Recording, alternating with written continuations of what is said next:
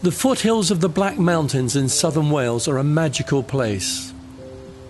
It was after driving over them that we met up with one of Britain's foremost experts in gun dog training, Tim Merrill. Tim is a field trials judge in the UK and in the Republic of Ireland, and told me he's had dogs since he was a little boy of 5. I casually asked him how long he'd been training gun dogs, and Tim replied, "Since I was 5." I suddenly realised I was in the presence of a real expert. We spent an afternoon with him as he showed us some standard training techniques with his 2 Labradors, Glenn and Dan. First, Tim walked to a higher ridge on the moorland. Here he showed us the technique known as a marked retrieve. The dogs walk to heel and then sit attentively. Tim then uses a dummy launcher which accustoms the dogs to the bang of gunfire. The dogs must watch carefully, marking the dummies as they fall to the ground.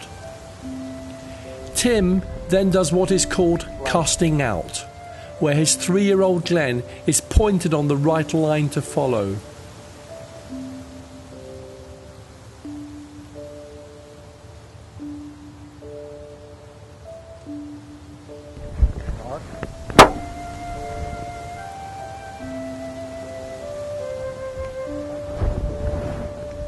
This time he sends Dan, his 2-year-old.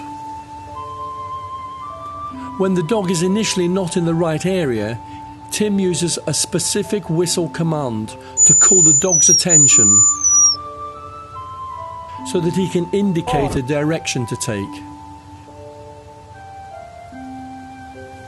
We were in thick heather on the moorland, typical of British hunting terrain, where the dummies can easily become lost and difficult to spot.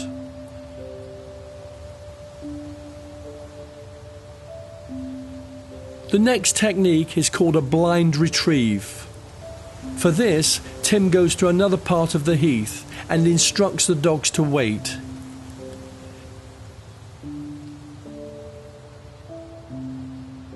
Tim then walks over a hill so that he is well out of sight and throws dummies into a memorable position.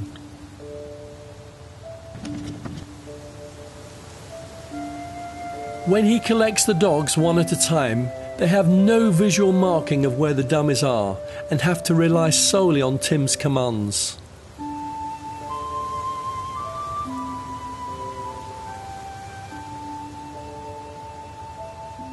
First, he carefully casts the dog in the right direction.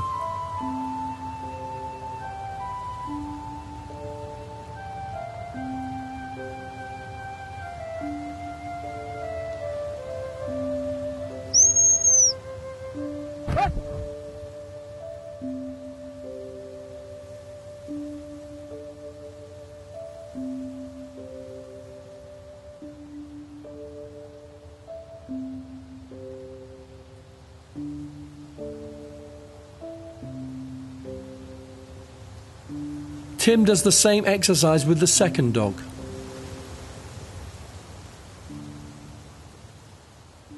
Over many days of training, the dogs know their master's voice and the meaning of his commands.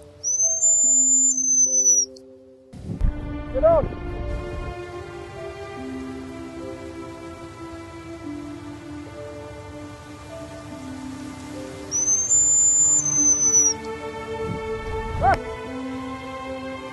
When Tim gives what he calls the steady whistle, this tells the dog he's near the quarry and must root around in that area.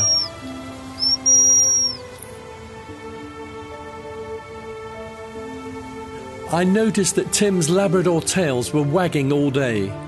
They just love these exercises. It simply shows their intelligent, obliging nature and the harmony that can exist between man and dog.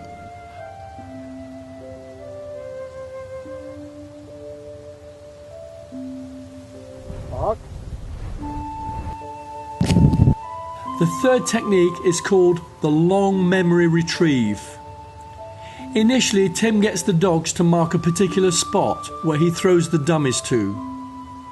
Then he walks the dogs right back over the moorland to his parked vehicle.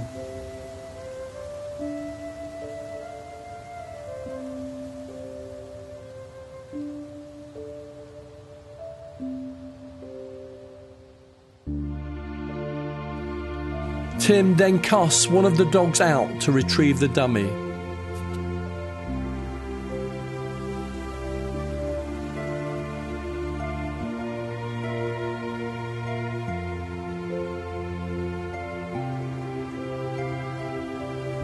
This was something quite special to watch. Not just the dog's sheer energy and enthusiasm, but the uncanny memory of exactly where the dummies were hidden. It has to remember the distance travelled, the spot where the dummy fell, and then bring it all the way back without any damage, and with what Tim called a nice delivery.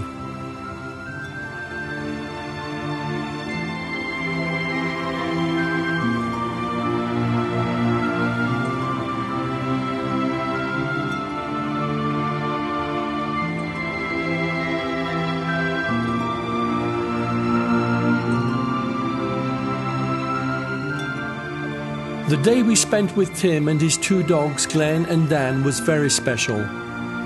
It was awe-inspiring to watch two beautiful, intelligent dogs bring everything they could to the job of simply pleasing their owner. Like the surrounding terrain itself, it seemed quite magical.